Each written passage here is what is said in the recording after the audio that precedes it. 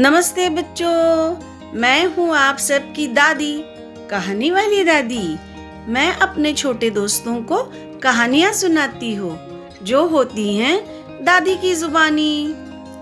आज जो कहानी मैं आपको सुनाने वाली हूँ उसे लिखा है बच्चों की कहानियाँ लिखने वाले लेखक श्री समीर गांगुली जी ने, और उसे मैं लेकर आई हूँ आप सबके लिए। मैं अर्थात विशाखा दादी, आप सबकी कहानी वाली दादी। तो चलिए दोस्तों, आज कहानी सुनते हैं अपनी विशाखा दादी के साथ, कहानी दादी की जुबानी में। आज की कहानी का नाम है मेंढक का पैसा। एक मेंढक था जिसकी पीठ पर लाल धारी थी और गांठ में तांबे का एक गोल पैसा था जो खन खन बजता था और उसकी जी का जंजाल बन गया था।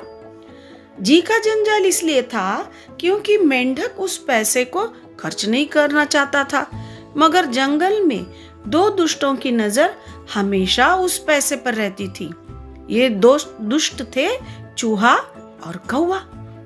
चूहा और कौवा सदा ताक में रहते कि मेंढक से कोई चूक हो और वे पैसा लेकर रफू चक्कर हो जाए। लेकिन मेंढक बड़ा चतुर था।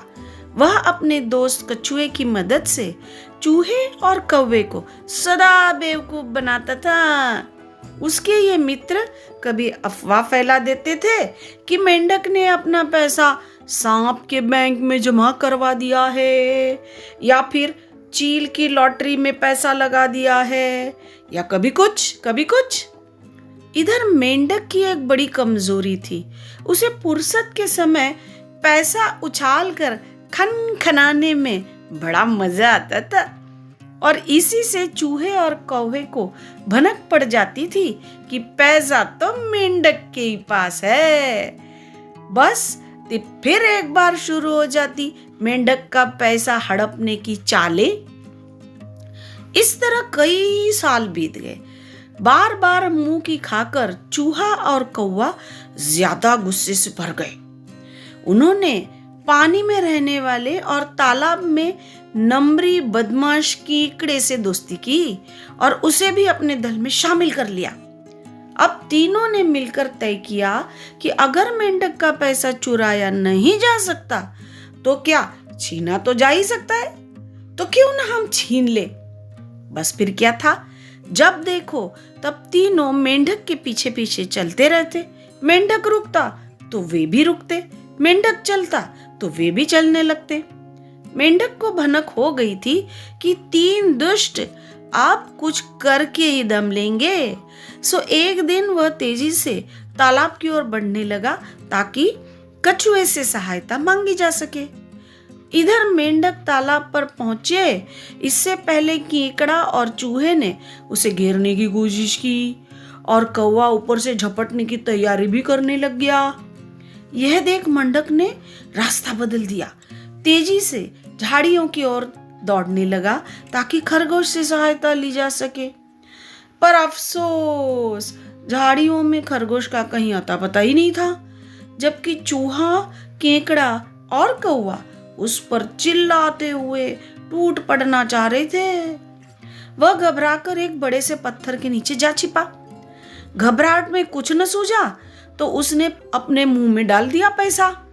हाय रे किस्मत, थूक के साथ साथ पैसा अंदर घूंट में चला गया और पैसा अटक गया गले में। अब मेंढक का दम घुटने लगा। घबराकर मेंढक जोर जोर से चिल्लाने लगा, पर ये क्या, पैसा गले में हिल रहा था और मेंढक के गले से आवाज निकल रही थी कुछ अलग सी। वो फिर से जोर से चिल्लाया। अपनी आवाज सुनकर वो खुद भी घबरा गया। उसकी टरटराहट गुर्राहट में बदल गई थी।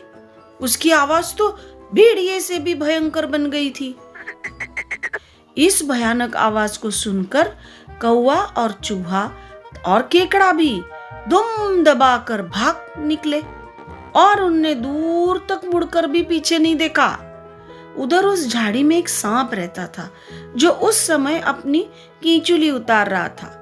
जब उसने आवाज सुनी तो वह भी डरकर तालाब की ओर भाग गया। मेंढक की हालत अब खस्ता थी। एक तो गले में पैसा अटकने से परेशान था, दूसरे उसने सांप को देख लिया था, अतः वह बुरी तरह घबरा गया था। घबराहट में वह सांप की केचुली के अंदर घुस गया और फन तक जा पहुंचा।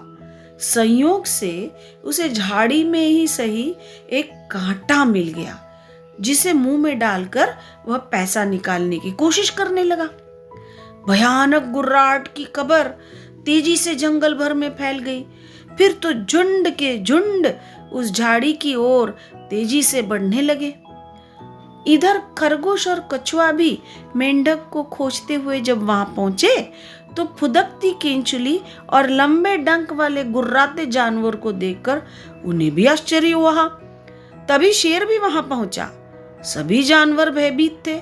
सबने समझा कि शेर भी डरकर दूसरी ओर चल देगा, पर शेर तो शेर ही होता है ना। उसने एक दहाड़ लगाई और आगे बढ़कर केंचुली समेत जानवर को हवा में उछाल दिया।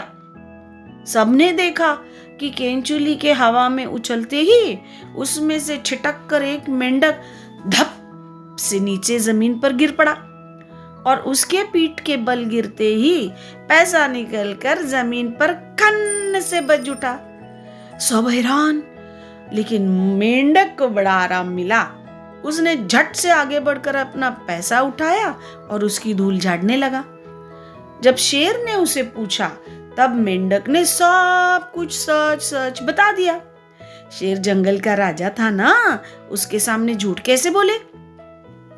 चूहा और कौवा, केकड़ा सब वहीं खड़े थे।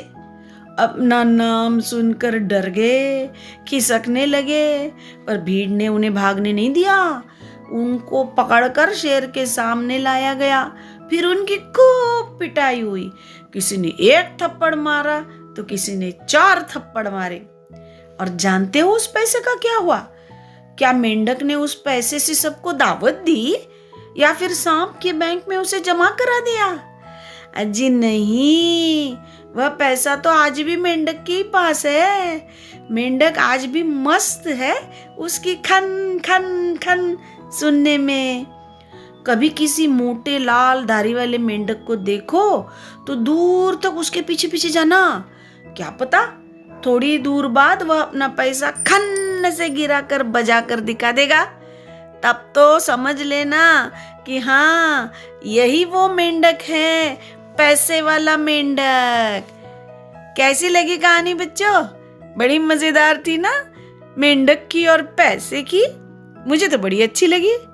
अब यहीं रुक जाते हैं बच्चों, फिर मिलेंगे किसी दूसरी कहानी को सुनने, इस कहानी वाली दादी की जुबानी।